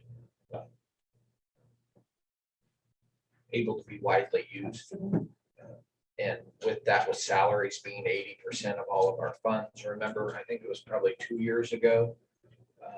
Historically, used to do some end of year reallocations to make things line up. And a couple of years ago, we started allocating salaries based on the percent of revenue that fund was. And that's why, again, we shifted from LOB and general fund to at-risk this year, 30% of salaries, because we're going to bring in more revenue for those qualifying kiddos. And then we can, again, use that your expenditures in at-risk are very specific. So they have a research-based list. It's about 3 pages long. And any dollar you spend in at-risk, and we get audited on it, you can only use those funds for those reasons. Same with capital outlay. When our auditor comes in, they're going to pull our requisitions and they're going to audit every expenditure within the capital outlay fund. And if it doesn't meet the allowable spending, we get written up for it. And you guys see that in our audit findings if that happens. And so within general fund in 08, maybe getting back to your, how do you code something as instructional? We get the KSD procedure handbook out and we go down their list. Is this a qualifying instructional expense or not? And if it is, it goes into a 1000 code. If it's not, it's going to get kicked down. And now I'm getting into scary territory on code numbers, but Andrea knows them like crazy. But at any rate, I don't know if that helps or not.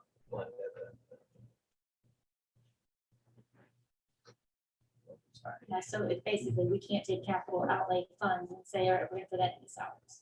That's not an option. It's one thing. Because of when we authorized our mill rate and did the 99-year continuous approval, we can do custodial well, here, I have it right here. So we have a capital outlay budget, a 5-year plan, right? So we know, so that way when they go to set the budget, it helps them determine how much mills we need to generate to make that amount of money so we can make that budget work. So here's your eligible capital outlay expenses. Architectural, athletic field expansion, boilers, building, athletic games, buses, fire extinguishers, file cabinets, furniture, globes, improvement to sites, lighting, athletic fields, school grounds, mowers, musical instruments, parking lot, projector screens, remodeling, kitchens and eating facilities, cleaning and painting, science and laboratory, scoreboard, television equipment, tractors. And this is on KSD's website. You could pull this up, but district adopting, we adopted after May 14. So then we can do salaries for maintenance of district property and equipment, includes custodians, bus mechanics, and others. And so you see in our capital outlay budget, we have a line item that accounts for that much salaries being paid out of capital outlay every year. Let's see. Other eligible expenditures, you can read those there. Ineligible supplies, anything that's a supply or a consumable is a no-go in capital outlay. If you consume it and you can't do it. Cleaning supplies, contract DVDs, insurance, we can't charge our fuel to capital outlay, unfortunately. Can't buy textbooks out of capital outlay. You can't do your utilities. So we can buy the buses, we can't buy the fuel, we can buy the pole vault mats, we can't buy the pole vault poles. I think a pole would count. Think of something that loses its shape. There you go. If it maintains it, like. Here you buy go. that. Criteria for supply items. Is it consumed? It loses its original shape. Or Thank you, There see, go. I read it. Thank you. It's expendable. It's an inexpensive item. Have period. You guys can read. It's in Word docs too, and we can put it up in the public so people can read it if they want to. So then our fuel, our gas expense increase, that falls under transportation, and our utility increases, that's gonna be under operations. You'll see those in general fund and LOB. We can split them out into a couple different areas to pay those bills out of those two funds. And it's probably, you'll be able to, we can jump to that too if you'd like, but you'll be able to see where we put the. I feel like we're killing your presentation. No, no, this is fine. No, This is perfect. No, it's not bothering me a bit.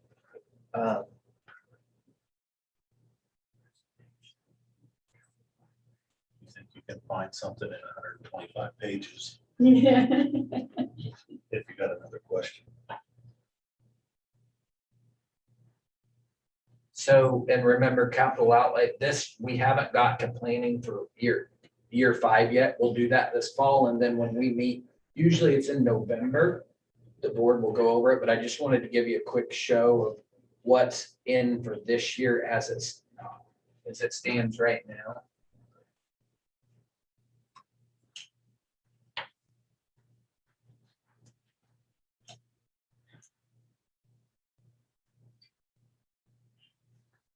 So have some carpet in middle school. I think you guys saw or at the high school, sorry, on the facility tour.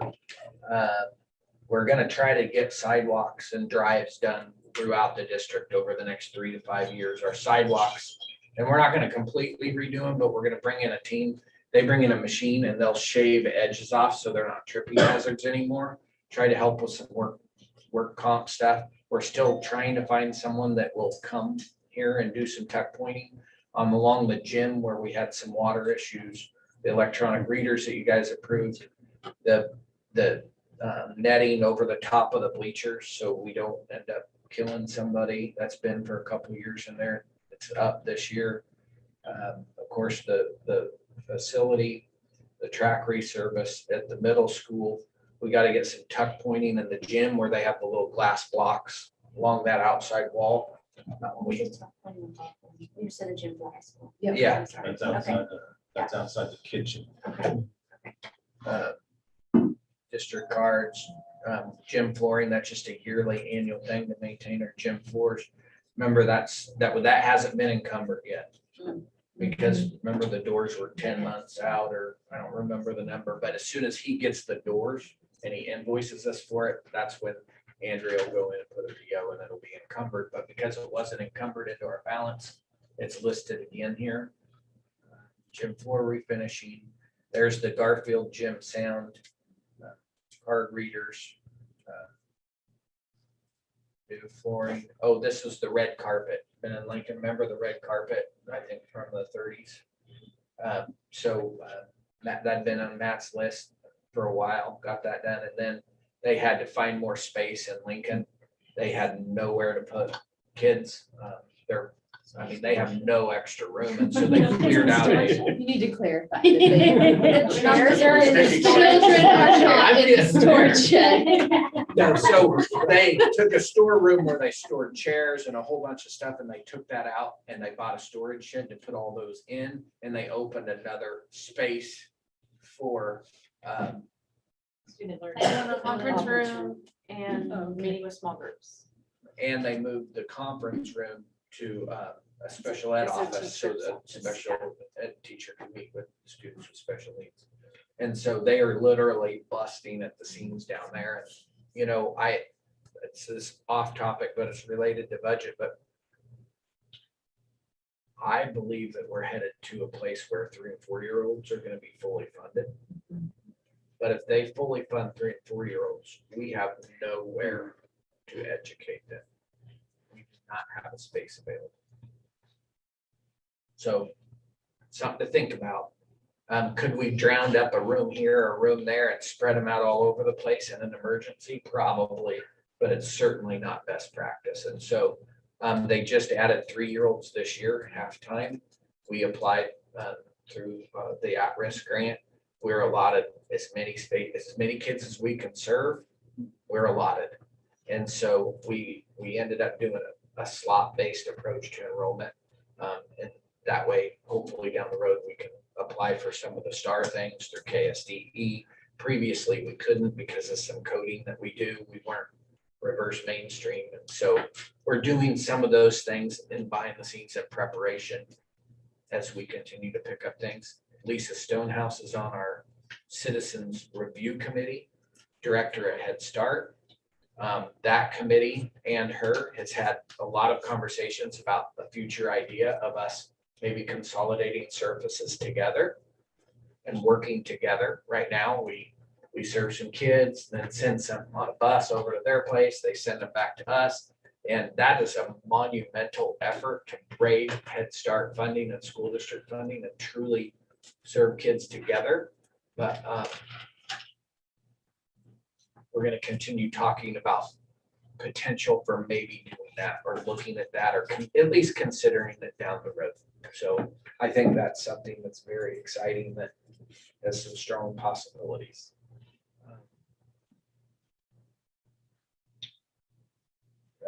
That's our HVAC lease purchase. That's when, remember Jeff was talking 3 years ago when you went from 5 to 8. A significant portion of that money was put through this. And then this was the preventative maintenance. So we have 120 some odd HVAC units with one maintenance man. Didn't have time to clean filters, clean coils, do that preventative maintenance twice a year. And so now we're taking care of the equipment that we bought, and every single piece of our equipment is being touched 2 times a year and being maintained and taken care of.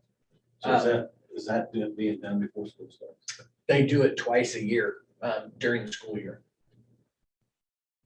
Yeah, changing filters, cleaning coils. So they do it once in preparation for the heat to come on, and they do it once in preparation for the AC to come on. That old green ancient gator that we have, especially we're going to look at upgrading that this year. Jason hasn't had a lot of luck. I guess they're not available. I'm not sure. They use that to spray weeds. It helps push snow, but when it's needed as a backup, I don't know all the things it does, but it does a lot of stuff. And so this is one that Mike McCoy and I have to work on.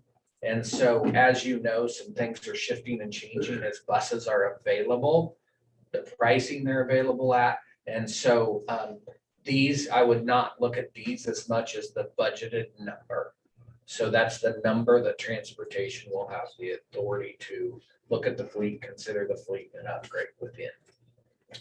Because as Mike said last time, with the driver shortage, we're looking at the possibility of moving to more 20 passenger buses because they don't require the driver to have a CDL and they're a little bit easier to drive. And so we're hoping that will help us find more help in drivers. So does that have the buses in there that we talked about?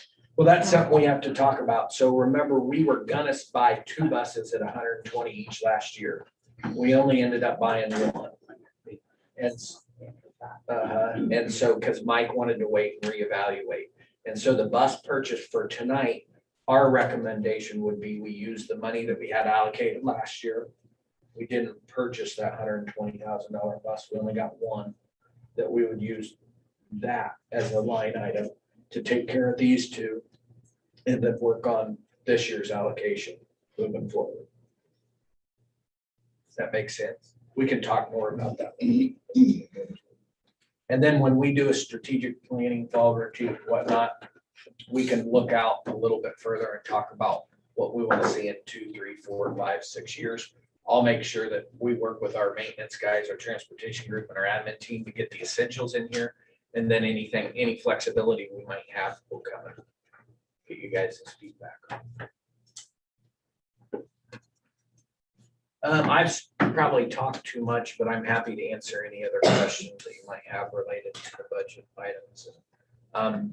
Big change, September regular meeting, we will, because of the law change with revenue neutral, we don't have to have a special meeting because now we have until September 20th to publish our budget. So that hits our regular meeting. So we will open on the 12th in September with the revenue neutral rate hearing, 15 minutes. Then we'll do the budget hearing. You guys have always done 15 minutes. So if you want to change it, speak now or forever, hold your peace, but we'll do the budget hearing from 6:15 to 6:30. And then your regular meeting would start at 6:30.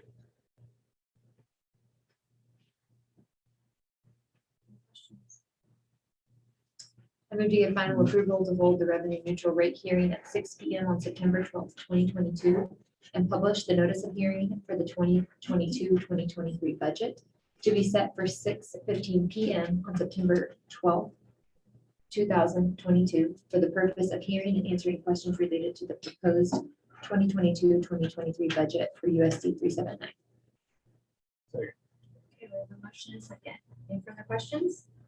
All in favor? Motion passes 7-0.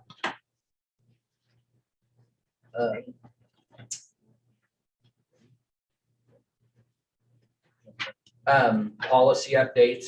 August went in here and on the bullet points, you can it grabs the big chunks and the highlights. The one that we wanted you to pay special attention to dealt with the yes, summer, thank you. We and one of the policies you had to, KSB gave us option A or option B, and it had to do with transporting summer athletic teams. And back in 2019, you guys approved a policy change to allow each team to take one trip a summer with some charges. They had to pay for the fuel and some stuff, but we wrote that in just as you approved it in 2019. Option B, correct. So I just want to make sure you pointed that out because at the review, we hadn't picked A or B. The yellows are still unique to us, and I just want to keep pointing those out to you. Those are unique to us, not recommended by KSB. It doesn't mean there's anything wrong with them. It just means those are local decisions that the board's made over the years. I hope you've had time to go in and read those. I can go through those or talk more about those if you would like me to. I do have one that I wanted us to look at. I don't know where it is in the public content. In our June 2022 update PDF, it's page 26, and it addresses naming an athletic or school activity facility, building, or portion thereof. And it says, for a person, provided the proposed name has special significance and or the person has made outstanding contributions to the school or the school system and has been deceased for at least 10 years. The board shall consider naming requests after they are recommended by the superintendent. With the football facility, I know that there was naming rights sold.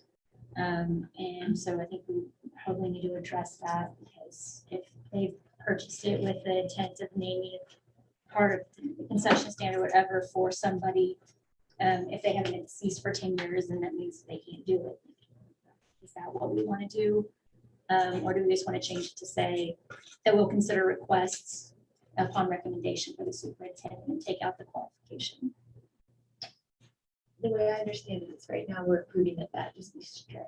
Yeah, it's The whole thing. No, No, just has been deceased for 10 years, it's getting struck out. We're striking a portion. But do we also want to strike that has special significance or outstanding contribution to, is it our school and the school system? And so the big thing is, generally speaking, if it's not a person, it's advertising and it's not a name, right? So if you put Walmart on a building and they want to put Walmart, it's not naming the building, it's reserving the right to advertise in that building.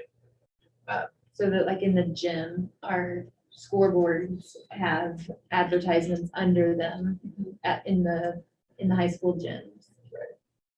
It's a subjective measure. And Not saying that they have to have. Dusty, would significance. you have any issues with that? We just said that we will consider requests for a person and take out,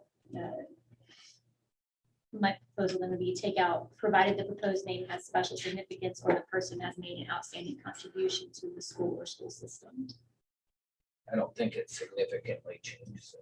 I don't, if Dusty doesn't see any issue, No. then you guys want to do it now.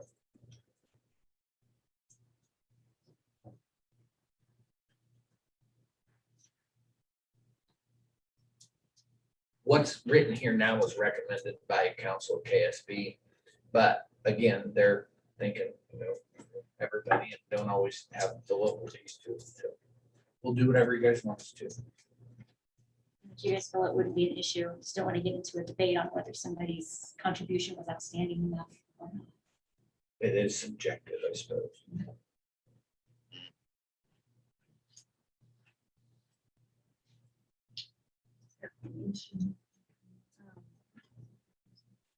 Well, I think you could reach consensus on whether you want to take it out, and then you're going to vote to approve the policy. I don't have a strong feeling. Maybe Kristen?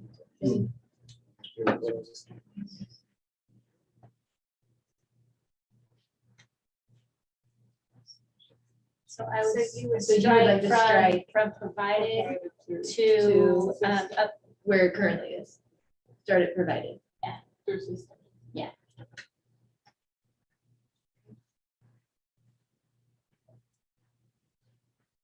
Like this. Is that what you're saying?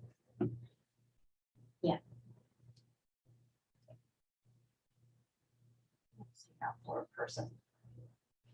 You could I mean- consider naming it for a person. Period. say that again, You could consider naming it for a person.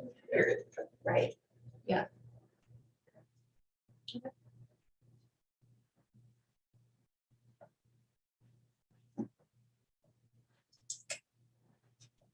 Just legal advice there.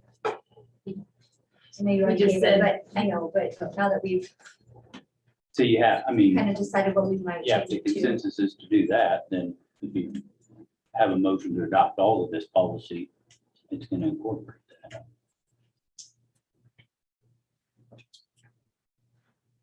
You know, just opens it up to more inclusive, right? Is that kind of what you're trying to accomplish? Yes. And that? So, you know, if just it's a being more memorial inclusive? for somebody and they're not involved in the school system. And it doesn't Memorial for, eliminate being able to consider those Right, you can factors. still, you can, right, you can honor somebody with naming the facility, even if they weren't a significant. They were outstanding in what they did outside of school, but they still want to do that. Comes down to a recommendation. Right. So it doesn't matter what, Yeah. doesn't matter what it says. And that's been recommended by KSB and their attorneys. So striking out anything else, I mean, it's all gonna come down to the last line. The board shall consider naming request after recommended. So just don't want it to trip us up then. I think if it's recommended, then that's for us to consider. And then that's a yea or nay. That's what I don't think I would want to name a building unless that person is significantly to the school district or did make a significant contribution to our school district. I guess I think of like, And I guess I don't want Like to a get in the school- practice of naming our buildings after individuals either, so. But I guess in my mind, I think like a soldier would be somebody that I would think of, a soldier that wasn't involved with our school system, but was Eisenhower was not a great school related success, but he was a great contributor. So that's why I don't necessarily limit it to somebody who's just outstanding contribution to the school system. But if it's gonna muddy the waters, then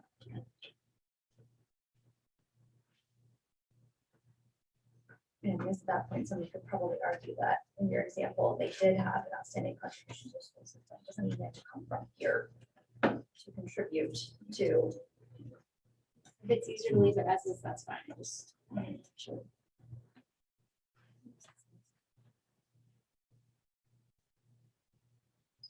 I mean, overall, I think this cleans it up because Jeff said it's always gonna come back to the board for what you want to consider. I don't So, think it matters what it says in there. It's the last line that's gonna make the decision. right. So do we have consensus for this?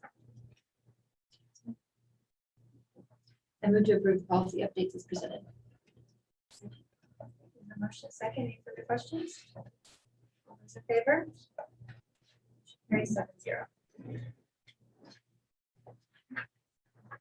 Let's move on then to item C, which is auto unreal property agreement.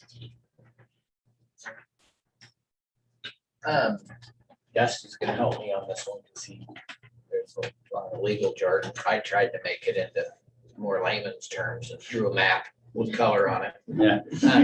with his help. You have that. Yeah, I'll Yes. forward that. Very nice. And so, essentially, we,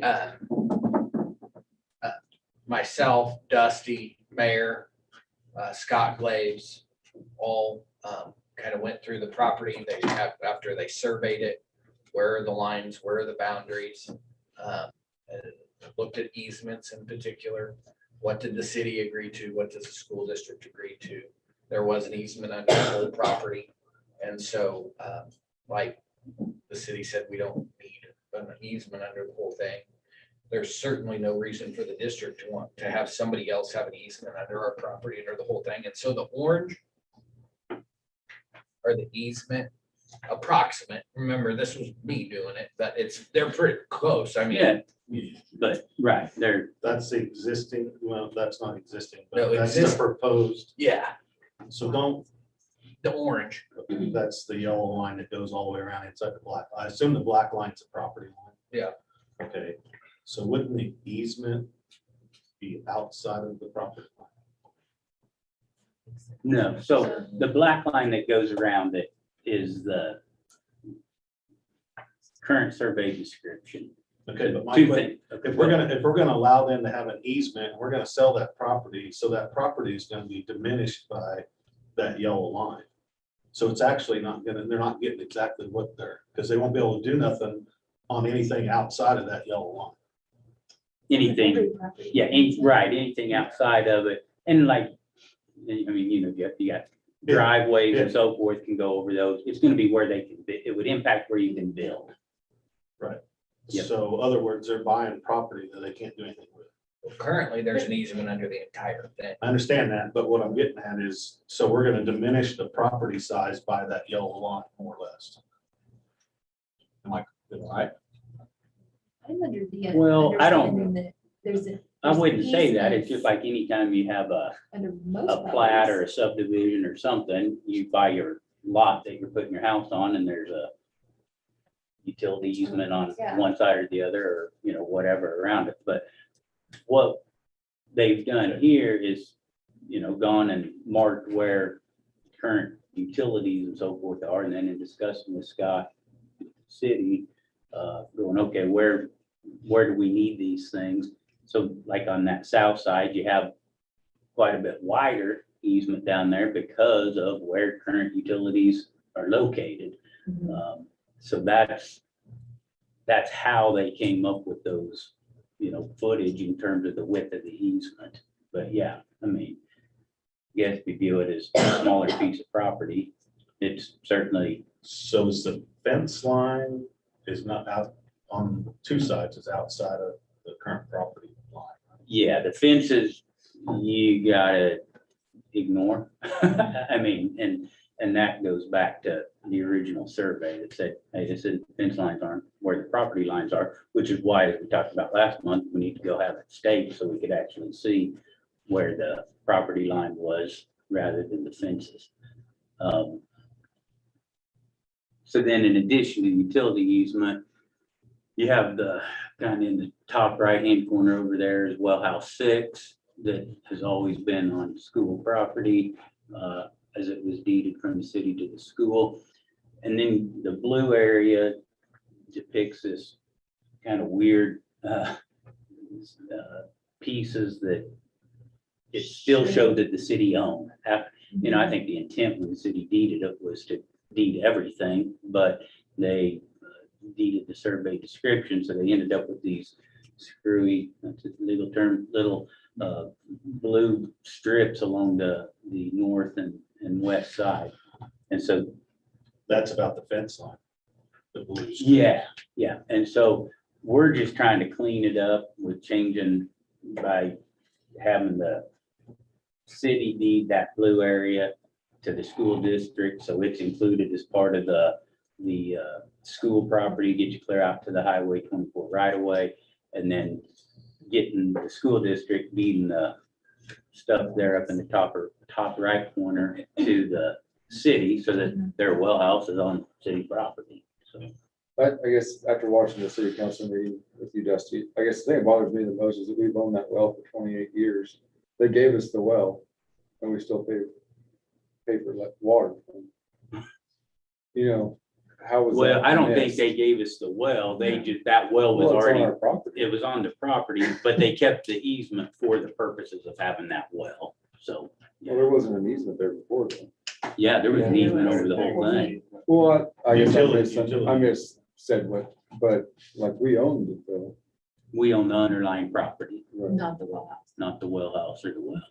I'd be interested to know if we paid for the electricity for 28 years or. Well, no, because that would be metered.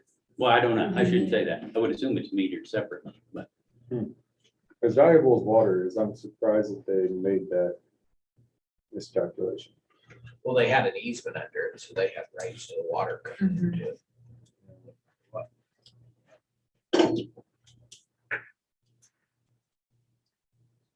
So to clear it, just to be clear, we would basically trade the city blue for orange.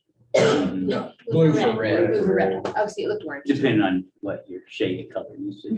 Has the Shade city, has the green. city person, has the city council seen this and have they acted on it? So this was brought up to the city council last Tuesday. This diagram? here? No, the agreements. And I wish we would have the diagram, because it was just the agreements, diagrams much, Brett did much better with pictures than I did with words. So the city council considered it last Tuesday, kind of like, they moved basically to table it, so they had an opportunity to actually look at it. I did send them this picture this week, so they do have that now, but they tabled it until what next? Not this Tuesday, but next.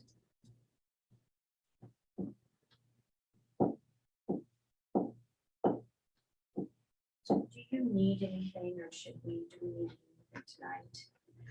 Well, the action, so there's, and you have it in your packets, there's the agreement that redefines the easements and covenants, and then two quitclaim deeds for the swap of the property. So you would need to approve those, is the action. Yeah, they I did. think we should wait until the city acts on it, because if they don't approve it, then there's no need to do it. Wait, if you approved, obviously both agreements have to be signed and the consideration of the deeds has to be mutual. So, yeah, I don't know, somebody's got to go first. And I think there's carries more weight though.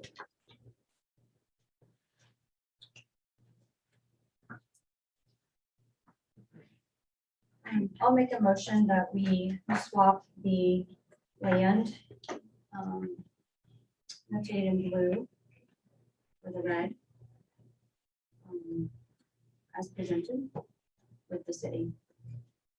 Second. And wait a minute, do you want to approve the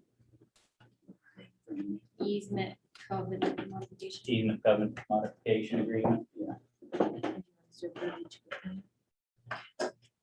Her motion would take care of the quick claim deeds.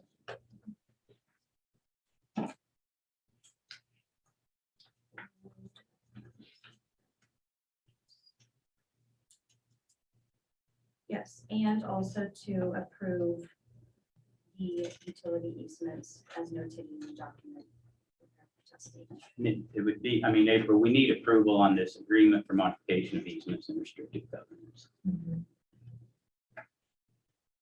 So if I just say utility easements, is that sufficient? No, Or- approve the agreements for the modification of easements and restricted covenants. I'm gonna make that motion. And I'll second that.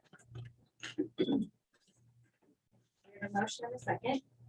Any questions? All those in favor of that motion? Those opposed? Motion passes 4-3.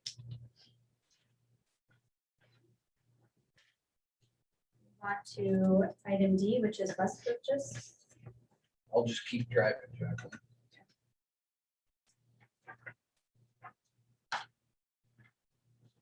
So Mike, last Thursday, Yes. well, why don't you go? I've been talking. I didn't want to talk when you're doing your budget and steal your thunder, so I figured I'd stay quiet. But yeah, last Thursday, we had notification that some buses were available. We've been doing our due diligence, trying to just locate vehicles, and it is a night. I mean, there's just nothing out there. People are just making up prices if they have them. So it's tough going. So as part of, like we discussed last time, purchasing the second bus, before we had a chance to kind of reassess what we need at this point. Up available right now are a couple buses. We're trying to do, obviously, bid and all that, but as part of the reassessment, we need 2 smaller buses, 20-passenger buses. 2 reasons: we had 1 bus that did not pass state inspections. We have another bus that's going to be aging out, but it ages out in 25. It's not going to make it to 25. So the need for those 2 buses is fairly immediate. Again, as part of the reassessment, we had the 1 Suburban budgeted. My goal would be for the 120,000 that we had allocated for the 147 passengers that we didn't get, that we got these two buses, and then maybe another expedition or smaller vehicle equal to that dollar amount plus the Suburban. That would give us 2 replacement buses that would have to be replaced anyways within the next 3 years. And then it would give us 2 additional vehicles that we can use for non-commercial drivers, special ed, pre-K, all that. So that's where we're at. As far as disposal, I haven't come up with a full list yet. Replacing these, if we were able to get these 2, it would replace 2 of the smaller buses. We have 2 buses already on the disposal list. Just a guesstimation, we'll probably have 2 or 3 more that we're gonna put on the disposal list shortly, because we have too many vehicles. So, but that's where I'm at. So we were able to locate, like I said, 2 buses that qualify. Price on them, and I did a little bit of searching on this. So looks like we're gonna be about 36,000, 37,000, if you want to round it up. For these units, these are off lease, low mile units. New comparable, these are 2019 models. I priced it through the Kansas bid process for buses for a current model year, almost $90,000 is what they're saying these units would cost if we bought them new today. So substantial savings and they're off lease, so they've been maintained. Like I said, they got a lot of life left, and one only has 12,000 miles. So, but we have to, Are follow you the process. using some more smaller vehicles for activities and bus Yes, routes? Is we're that trying kind to- of what you're thinking of Yes. doing 2 smaller? We have several routes that we're running 40 passenger plus buses for because we have them. We don't need to run that Okay. big of a bus. We could shrink that route, and use A a smaller smaller vehicle that's more economical. And again, we have situations, we're still doing enrollment, so, but we have a particular case where we have a pre-K that we're gonna be driving to Wakefield and back with one driver, one student, just because that's the only way we can schedule it. So we just have to have more of these smaller vehicles that we can get somebody to drive a para is what we're trying. Hoping we can get a para over our lunch hour to run them back and forth. So we're just trying to get creative on getting kids where they need to go. And when you only have CDO vehicles, you can't get that para or, you know, somebody that to make that work. So that's where we're leaning.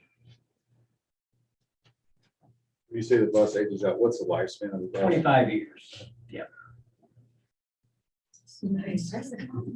Yeah, they don't make it all the time. And like I said, obviously these two didn't make it. One's a 2000 model year, so it was coming up. The other one was 2003. So they're up for it anyways. They were going to be on the list shortly.